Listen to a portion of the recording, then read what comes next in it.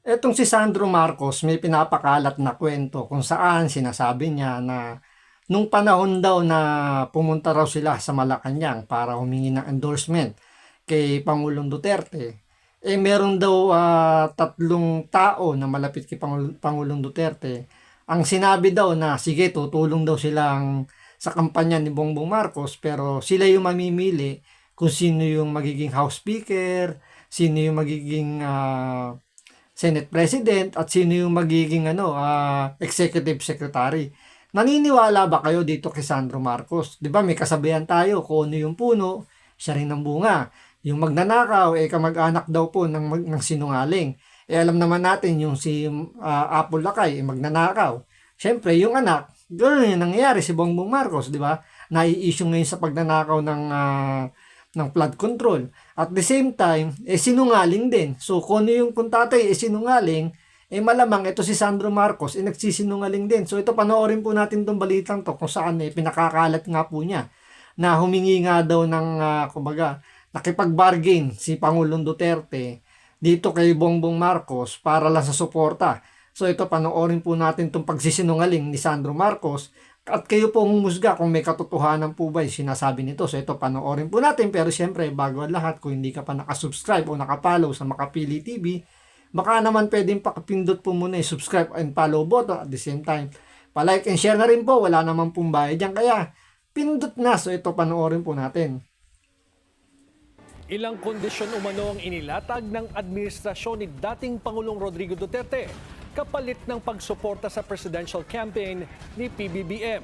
Ayon yan mismo kay presidential son Sandro Marcos. Sa breakup naman ng unity team, sabi ni Congressman Sandro, he kind of saw it coming. Narito ang Agenda Weekend Report ni Laide Cabagani. Isang pasabog sa likod ng 2022 elections. Inihayag ni House Majority Floor Leader at Ilocos Norte Representative Sandro Marcos na may isang nakaupo umanong opisyal noon sa Duterte administration na nag-alok ng suporta sa kanyang ama na si President Ferdinand Marcos Jr.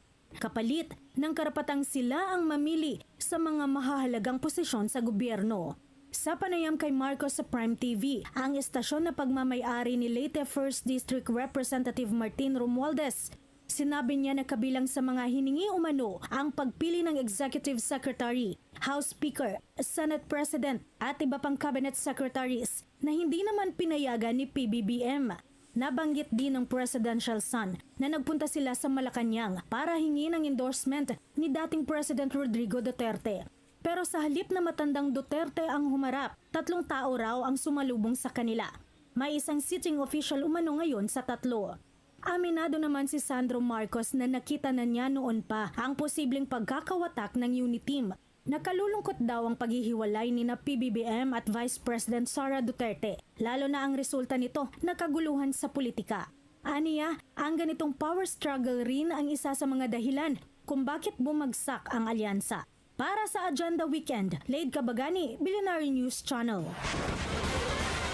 Matapos ang revelasyon ni Presidential son and Majority Floor Leader Sandro Marcos na may kondisyones ang Duterte administration nang i-endorse for President si PBBM noong 2022, binalikan ni Palace Press Officer Yuse Claire Castro kung saan nagsimula ang umano'y galit ni Vice President Sara Duterte. Sa personal vlog ni Castro, sinabi niya na mukhang tama raw ang opinyon na kaya pumayag si Duterte na maging VP ay dahil may plano itong humalili kay Marcos at nang hindi raw nakaporma ang kampo nang i-demote si dating Presidente Gloria Arroyo sa Kamara, hindi naging maganda ang reaksyon ng Vice Presidente. Most probably, yung step 1 nila, diba? Yung step 1 nila, hindi na nakaalagwa. Kumbaga, naunsyami. Yung plan A, step 1 sa plan A, durug agad. Matatanda ang tinanggal bilang Deputy Speaker si Arroyo noong 2023 matapos hindi pumirma sa isang resolusyong sumusuporta kay presidential cousin and former House Speaker Martin Romualdez. Nasabi raw ito ng palace spokesperson dahil marami ding nagsasabi na may Gloria Arroyo 2.0 sa Duterte camp at ang kahilingan ng kampo na sila ang pipili ng House Speaker, Executive Secretary at iba pang posisyon ay naharang agad ni Romualdez dahil pinsan nga ito ng Pangulo.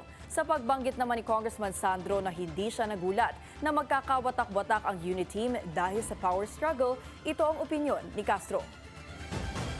Kaya hindi tumatahimik yung bansa natin. Tapos sasabihin Sara Duterte, we are in chaos. It's because of you. It's because of you and your people. Kaya tumitigil. Kasi yung So dito sinisisi nila si BP Sara dahil daw sa kaguluhan. Pero hindi nila naisip, kaya nagkakagulo na yung tao dahil nga sa maling pamamalakad. Ika nga ni Pangulong Duterte, Bongbong Marcos is a weak leader. Yan yung paulit-ulit niyang sinasabi, kaya ayaw niya manalo si Bongbong Marcos kasi nga walang mangyayari sa Pilipinas. Since dahil nga ito nangyari, nabudol nga si BP Sara, ito yung kinasapitan natin.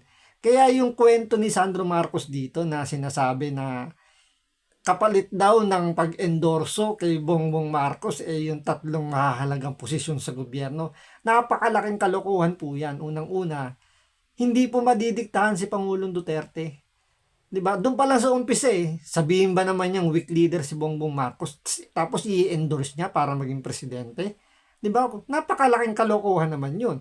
At the same time, hindi naman papayag si Pangulong Duterte na gagalaw yun nasa baba niya nang hindi niya alam. 'Di ba? Di pinagmumura niya yung mga yan, baka pinakain niya pa doon sa isda doon sa Manila Bay. So yung kwento rito ni Sandro Marcos, puro kalokohan lang to, puro kasinungalingan lang to. Gumagawa ng kwento para subukan ngang guluhin yung itong impeachment ni Vice President Sara Duterte. Gumagawa sila ng mga senaryo na kaya daw may ganong klaseng deal kasi nga hindi raw, kumbaga plano raw nilang hindi tapusin ni Bongbong Marcos yung kanyang termino para humalili si BP Sara para maging presidente. Doon pa nga lang sablay na kagad yun kasi 'di ba? Niligawan nila si BP Sara na pumayag maging Vice President. 'Di ba? Dahil hindi nga mananalo si Bongbong Marcos. Sinabi ni Senator Amy Marcos. Kaya yung sinasabi ito ni Sandro Marcos, siguro na nung binanggit niya yun, baka katitake lang ng kanyang vitamins, ng kanyang maintenance na gamot para kumalma lagi. Kaso mukhang na-overdose yata sa kanyang vitamins kaya kung ano-ano pumapasok sa isip niya. At ang pinalalabas niya rito si Pangulong Duterte pa yung parang alam niyo yun yung hayok na hayok sa kapangyarihan. Ayaw na nga niya maging presidente, 'di ba? No nakaraan. Sabi niya gusto na nga daw niya mag-resign kasi nga talagang napakahirap ng trabaho maging presidente. Kaya nga ang laki ng ibinagsak ng katawan niya. So doon pala makikita niyo yung mga dating sinabi ni Pangulong Duterte, lahat contradicting dito sa ginagawang kwento ni Sandro Marcos. Kaya nga sabi nila, 'di ba, ang magnanakaw kapatid or kamag-anak din po ng sinungaling. So yung tatay magnanakaw, sinungaling pa. Ano pang aasahan ninyo dito kay Sandro Marcos, 'di ba? So sa palagay po ninyo, totoo yung sinasabi ni Sandro Marcos na hiningi o may humingi ng pwesto dito kay Bongbong Marcos kapalit na endorso? Paki-comment down below naman po kung talagang naniniwala kayo o kung ano yung opinion po ninyo sa sinabi nito ni Sandro Marcos. So hanggang dito lang po muna. Maraming salamat po sa panonood. Ingat po kayo lagi. God bless.